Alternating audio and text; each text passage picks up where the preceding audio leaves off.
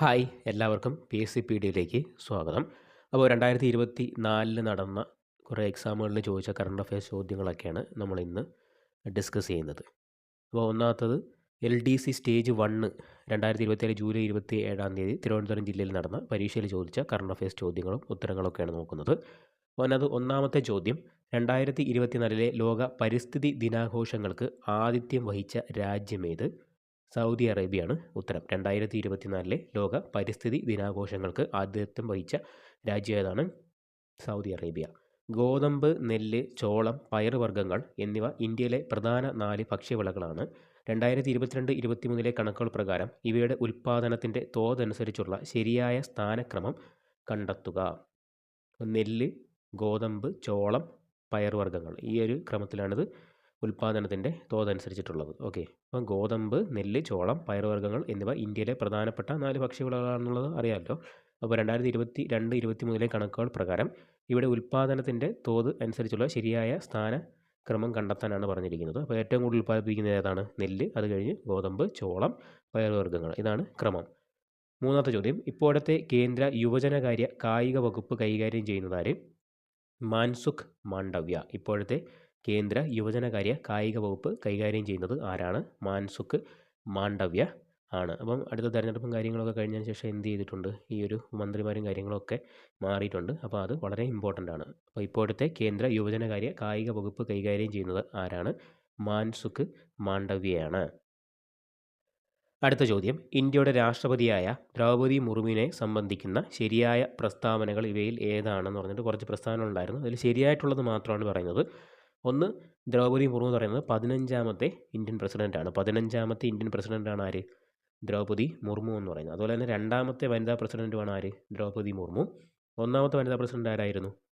പ്രതിഭ പാട്ടീലായിരുന്നു. Okay, അപ്പോൾ ഇന്ത്യയുടെ രാഷ്ട്രപതിയായ ദ്രൗപദി മുർമു എത്രാമത്തെ പ്രസിഡൻ്റാണ്? 15ാമത്തെ പ്രസിഡൻ്റാണ്. 2015 മുതൽ 21 വരെ ജാർഖണ്ഡ് ഗവർണറായി സേവനമനുഷ്ഠിച്ചിട്ടുണ്ട്. അപ്പം 2015 മുതൽ 21 വരെ ജാർഖണ്ഡിൻ്റെ ഗവർണറായി ആര് സേവനമനുഷ്ഠിച്ചിട്ടുണ്ട്? ദ്രൗപദി മുർമു സേവനമനുഷ്ഠിച്ചിട്ടുണ്ട്. അടുത്ത ചോദ്യം, 2023 ഇന്ത്യൻ റിപ്പബ്ലിക് ദിനാഘോഷത്തിൽ മുഖ്യ അതിഥിയായിരുന്ന അബ്ദൽ ഫത്താഹ് അൽ സിസി ഏതു രാജ്യത്തെ പ്രസിഡൻ്റാണ്? അപ്പോൾ നമ്മുടെ റിപ്പബ്ലിക് ദിന ചടങ്ങുകളിൽ മറ്റ് രാജ്യത്തെ പ്രമുഖർ വരുന്നത് ഒരു പ്രത്യേകതയാണ്. അപ്പോൾ 2023 ഇന്ത്യയുടെ റിപ്പബ്ലിക് ദിനാഘോഷത്തിൽ മുഖ്യാതിഥിയായിരുന്ന അബ്ദൽ ഫത്താഹ് അൽ സിസി ഏതു രാജ്യത്തെ പ്രസിഡൻ്റാണ്? അറബ് റിപ്പബ്ലിക് ഓഫ് ഈജിപ്തിൻ്റെ പ്രസിഡൻ്റാണ് ആര്? Abdel Fattah al Sisi. Okay, അടുത്ത ചോദ്യം, സ്നേഹസാന്ത്വനം പദ്ധതി ആർക്കാണ് നൽകി വരുന്നത്? സ്നേഹസാന്ത്വനം പദ്ധതി, അപ്പോൾ സർക്കാരിൻ്റെ പദ്ധതികളൊക്കെ വളരെ ഇമ്പോർട്ടൻ്റ് ആണ്. അപ്പോൾ മറ്റ് പദ്ധതികളും കൂടി നോക്കുക. സ്നേഹസാന്ത്വനം പദ്ധതി ആർക്കാണ് നൽകി വരുന്നത്? സംസ്ഥാനത്തെ എൻഡോസൾഫാൻ ഇരകൾക്കുള്ള പ്രതിമാസ ധനസഹായമാണ്. സംസ്ഥാനത്തെ എൻഡോസൾഫാൻ ഇരകൾക്കുള്ള പ്രതിമാസ ധനസഹായം നൽകുന്ന പദ്ധതിയാണ് എന്ത്? സ്നേഹസാന്ത്വനം. അപ്പോൾ എൻഡോസൾഫാൻ ദുരിതബാധിതർ ഏറ്റവും കൂടുതൽ എവിടെയാണുള്ളത്? കാസർഗോഡാണുള്ളത്. അപ്പം അതിനെ ആസ്പദമാക്കി എൻ മഗജെ എന്ന് പറയുന്ന നോവൽ എഴുതിയതാരാണ്?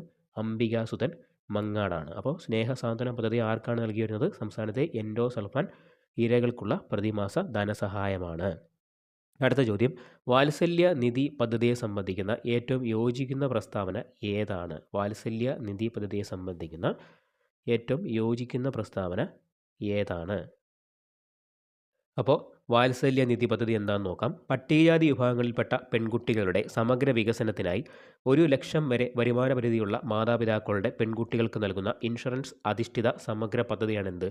വാത്സല്യ നിധി പദ്ധതി. അപ്പോൾ പട്ടികജാതി വിഭാഗങ്ങളിൽ ഉൾപ്പെട്ട പെൺകുട്ടികളുടെ സമഗ്ര വികസനത്തിനായി 1 ലക്ഷം രൂപ വരെ വരുമാന പരിധിയുള്ള മാതാപിതാക്കളുടെ പെൺകുട്ടികൾക്ക് നൽകുന്ന ഇൻഷുറൻസ് അധിഷ്ഠിത സമഗ്ര പദ്ധതിയാണ് എന്ത്? വാത്സല്യ നിധി പദ്ധതി. അതുപോലെ തന്നെ പട്ടികജാതി വകുപ്പും life line insurance corporation of India, അതായത് LICയും ചേർന്ന് സംയുക്തമായി നടപ്പിലാക്കുന്ന പദ്ധതിയാണ് ഏത്? വാത്സല്യ നിധി പദ്ധതി. പട്ടികജാതി വകുപ്പും ലൈഫ് ഇൻഷുറൻസ് കോർപ്പറേഷൻ ഓഫ് ഇന്ത്യയും ചേർന്ന് സംയുക്തമായി നടപ്പിലാക്കുന്ന പദ്ധതിയാണ് ഏത്? വാത്സല്യ നിധി പദ്ധതി. വിദ്യാജ്യോതി പദ്ധതിയുമായി ബന്ധപ്പെട്ട് താഴെ പറയുന്നതിൽ ഏറ്റവും അനുയോജ്യമായത്, വിദ്യാജ്യോതി പദ്ധതിയുമായി ബന്ധപ്പെട്ട് അനുയോജ്യമായവ നോക്കാം. ഒന്ന്, കേരള സാമൂഹ്യ നീതി വകുപ്പ് സാമൂഹ്യ സുരക്ഷാ മിഷൻ മുഖേനയാണ് ഇത് നടപ്പിലാക്കിയത്. ഓർത്തിരിക്കുക, വിദ്യാജ്യോതി എന്ന് പറയുന്ന പദ്ധതി കേരള സാമൂഹ്യ നീതി വകുപ്പ് സാമൂഹ്യ സുരക്ഷാ മിഷൻ മുഖേന നടപ്പിലാക്കിയതാണ്. ഭിന്നശേഷിയുള്ള വിഭാഗത്തിലെ കുട്ടികളെ വിദ്യാഭ്യാസപരമായി ഉയർച്ചയിലേക്ക് കൊണ്ടുവരുന്നതിനാണ് ഏത് പദ്ധതിയുള്ളത്? വിദ്യാ ജ്യോതി പദ്ധതി ഉള്ളത്. ഓക്കെ, അപ്പം വിദ്യാജ്യോതി പദ്ധതിയുമായി ബന്ധപ്പെട്ട് 2 പോയിന്റുകൾ ഓർത്തിരിക്കുക. കേരള സാമൂഹ്യനീതി വകുപ്പ് സാമൂഹ്യ സുരക്ഷാ മിഷൻ മുഖേന നടപ്പിലാക്കിയതാണ്. അതുപോലെ തന്നെ ഭിന്നശേഷിയുള്ള വിഭാഗത്തിലെ കുട്ടികളെ വിദ്യാഭ്യാസപരമായി ഉയർച്ചയിലേക്ക് കൊണ്ടുവരുന്നതിനുള്ള പദ്ധതിയാണ് ഇത് വിദ്യാജ്യോതി. അടുത്ത ചോദ്യം, കേരള സംസ്ഥാനത്തിലെ ഇപ്പോഴത്തെ യുവജനകാര്യ കമ്മീഷൻ ചെയർമാൻ ആരാണ്? ചിന്താ ജെറോമൊക്കെ മാറി. കേരള സംസ്ഥാനത്തിലെ ഇപ്പോഴത്തെ യുവജനകാര്യ കമ്മീഷൻ ചെയർമാൻ ആരാണ്? ശ്രീ എം ഷാജർ ആണ്. ശ്രീ എം ഷാജർ. അടുത്ത ചോദ്യം, ഇപ്പോഴത്തെ കേരള ഹൈക്കോടതി ചീഫ് ജസ്റ്റിസ് ആരാണ്? ജസ്റ്റിസ് ആശിഷ് ജിതേന്ദ്ര ദേശായി ആണ്. ഇപ്പോഴത്തെ കേരള ഹൈക്കോടതി ചീഫ് ജസ്റ്റിസ് ആരാണ്? ജസ്റ്റിസ് ആശിഷ് ജിതേന്ദ്ര ദേശായി. അടുത്തത്, പ്രമേഹം ബാധിച്ച കുട്ടികൾക്ക് സൗജന്യ ചികിത്സ നൽകുന്നതിന് കേരള ആരോഗ്യവകുപ്പ് രൂപീകരിച്ച പദ്ധതിയാണ് ഏത്? മിഠായി. പ്രമേഹം ബാധിച്ച കുട്ടികൾക്ക് സൗജന്യ ചികിത്സ നൽകുന്നതിന് കേരള ആരോഗ്യവകുപ്പ് രൂപീകരിച്ച പദ്ധതി ഏതാണ്? മിഠായിയാണ്. ഓർത്തിരിക്കുക, എളുപ്പമാണ്. പ്രമേഹം ബാധിച്ച കുട്ടികൾക്ക് സൗജന്യ ചികിത്സ നൽകുന്നതിന് കേരള ആരോഗ്യവകുപ്പ് രൂപീകരിച്ച പദ്ധതിയാണ് എന്ത്? മിഠായി. 2024 ലോക പരിസ്ഥിതി ദിന ആഘോഷങ്ങൾക്ക് ആതിഥേയത്വം വഹിച്ച രാജ്യം സൗദി അറേബ്യ. 2024 ലോക പരിസ്ഥിതി ദിന ആഘോഷങ്ങൾക്ക് ആതിഥേയത്വം വഹിച്ച രാജ്യം ഏതാണ്? Saudi Arabia. ഈ ചോദ്യം നേരത്തെയും കണ്ടതാണ്.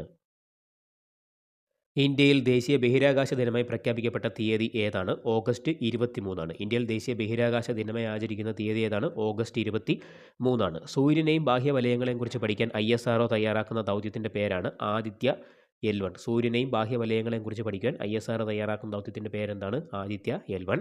ഇന്ത്യയിൽ സീറോ കാർബണായ നഗരം ഏതാണ്? സാഞ്ചിയാണ്. ഇന്ത്യയിൽ സീറോ കാർബണായ നഗരം ഏതാണ്? സാഞ്ചിയാണ്.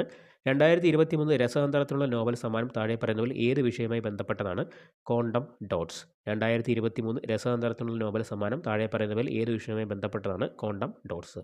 നോബൽ സമ്മാനങ്ങളൊക്കെ വളരെ ഇമ്പോർട്ടൻ്റ് ആണ്. അപ്പോൾ മറ്റ് നോബലുകൾ കൂടി നോക്കി വയ്ക്കുക. 2023 രസതന്ത്രത്തിനുള്ള നോബൽ സമ്മാനം താഴെ പറയുന്നതിൽ ഏത് വിഷയവുമായി ബന്ധപ്പെട്ടതാണ്? Quantum dots. 2024 നോർവേ ചെസ് ചാമ്പ്യൻഷിപ്പിൽ മുൻ ലോക ചെസ് ചാമ്പ്യൻ മാഗ്നസ് കാൾസനെ പരാജയപ്പെടുത്തിയ ഇന്ത്യൻ താരം ആർ പ്രജ്ഞാനന്ദ.